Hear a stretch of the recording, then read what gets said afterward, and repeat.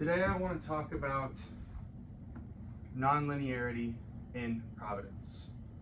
Oh, when it comes to normal Christian ideological thought, if a unique or miraculous event occurs, there's usually two ways that it can be interpreted to have been caused. The first one is a model of determinism.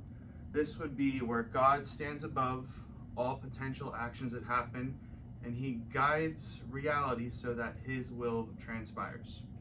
The other one would be that of episodic interventions. So reality is proceeding along normally in a lawful way, and then God miraculously makes something occur that wouldn't have otherwise occurred if things just took their natural course of action. I've been looking into the study of chaos mathematics, in particular nonlinearity. One of the big parts of chaos mathematics is sensitivity to initial conditions. And a good way to explain this is if you're playing that game Plinko, where you drop a ball and it hits a peg and hits a bunch more pegs, the trajectory of the ball has almost infinite possible trajectories based off of where it hits it first. And where the sensitivity to initial conditions comes in is that first hit, if it's off by even 10%, 5%, 1%, we're going to see incredibly more difference at the bottom of the pyramid after it's hit all the pins. So much of that initial contact, down to the specifics, down to the millimeters, that's going to determine in greatly vast differences in how far away this ball would have landed or lands than it would have if it was just another millimeter over. And so I want to liken this to Providence. Oh, let me paint you a picture. Let's say there's a couple walking along a beach. They're a Christian couple and they've been dating for many years.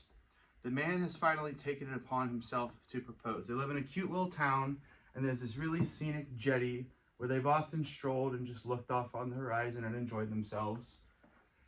And right as the man kneels down to propose, a wave crashes and splashes all over him.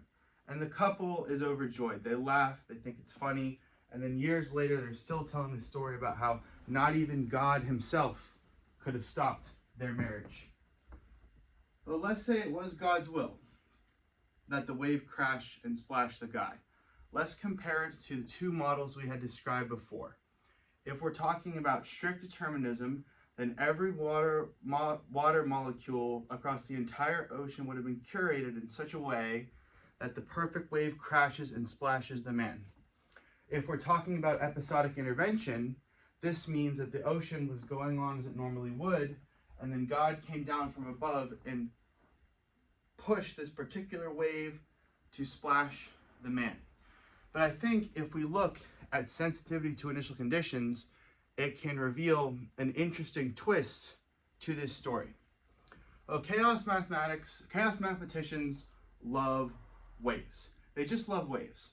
I'm sure if you've been to the beach, you can sit there and you can watch the waves come in and crash over and over again all day.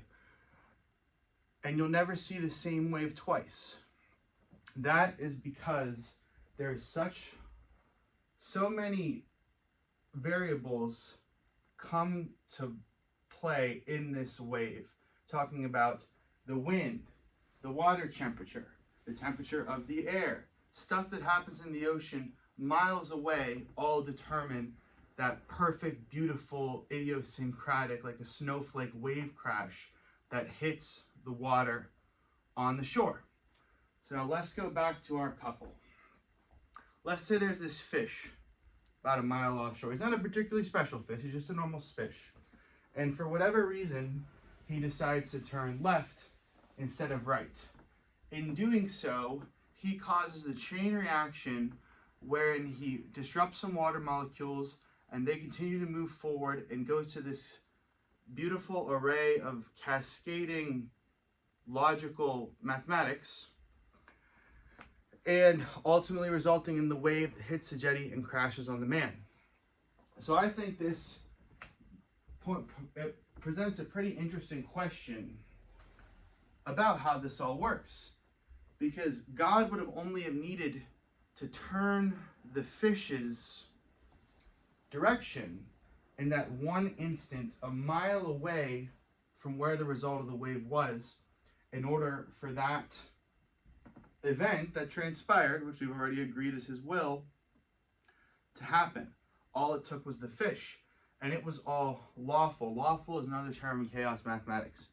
This means that all of the entities, all of the molecules, all the energy is operating in a way that's scientifically feasible. So there was no, God didn't make the fish disappear, or God didn't duplicate it into two fish.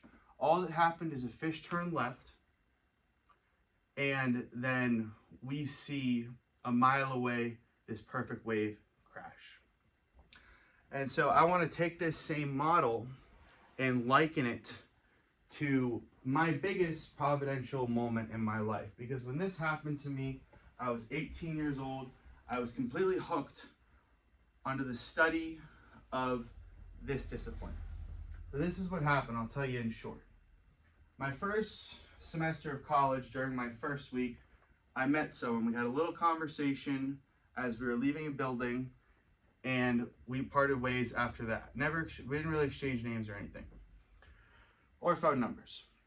So I'd always wanted to talk to this person again, but it seemed like they were always coming while I was always going. And this went on for a semester. And the next semester, I made it my goal to talk to this person if I ever got to seeing them.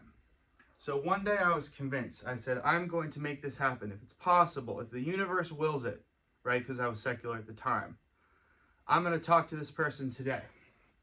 So I'm going about campus. Sometimes I see him, sometimes I don't see him. I go to the cafeteria, and I see this person sitting where they usually sit. I decided, you know what, it'd be kind of weird to go up to this person and just initiate a conversation. So I took my leave on that fateful day, and right as I set my tray down and turned around, there they were, and we had ourselves another little conversation. And this fascinated me. For years, it still does, because the odds of that were so unlikely. We'd already eaten in the same cafeteria at the same time at least 100 times up until this point, because in college you're on schedules. You eat at a certain time of the day. Everybody's there at the same time, or the people who would be there are there.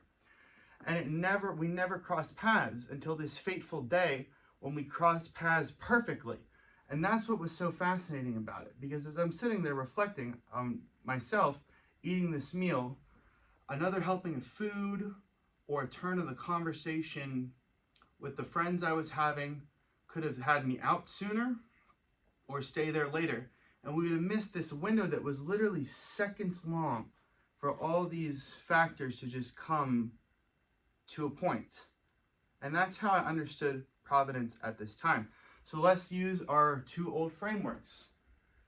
Strict determinism. God knew exactly how many pieces of chicken I wanted. He knew exactly what my friend would say that would have me either lean in for more conversations or decide it was time to go to class. He was in control of every single part of this equation. We have episodic interventionism. So now we have God putting it upon me, if it was his will that I meet this person, putting it upon me to, for a reason I can't even explain, get out of my chair at the exact time I did, down to the second, in order to get up, walk to the place where you put your trays, and then have this meeting. But let's talk about nonlinearity and chaos mathematics now, and then this tells a slightly different story. You see, the night before, I had skipped going to dinner with my friend group because I had an unexpectedly difficult essay to complete, or maybe it was 2 essays back to Iraq. I can't quite remember. So I go to the cafe an hour later than I'm supposed to, and I ran into a buddy there, and they were serving a meal I really liked. And at the time, my friend group had a lot of girls in it, and I didn't, you have to be polite in how you eat. But it was just me and this guy, so there was no holds barred. So I consumed more food an hour later than I would have otherwise. And if we carry this forward in a deterministic manner, this would have curated the conditions of my hunger, so that when I served myself at the dining hall, I would have served myself the exact right amount of food to then eat, finish, and then have my meeting with the individual. Sounds a little bit like strict determinism, but the key ingredient in this whole story was the meal that was being served. I really, really liked it. In fact, I was willing to eat a very large amount of it at once, and I'm still willing to do the same thing today. So if we go back to the fish, if we go back to nonlinearity, the true variable that makes that story unique, mysterious, meant to be, exact, providential, is the fact that when the dining staff of my university was planning all of the meals that would transpire across the semester, in a somewhat or apparently arbitrary fashion, they selected the perfect meal for me on the perfect day to set me up to eat the perfect amount of food, to have that once in a lifetime meeting with that individual. That's what I wanted to say. Thank you, and God bless.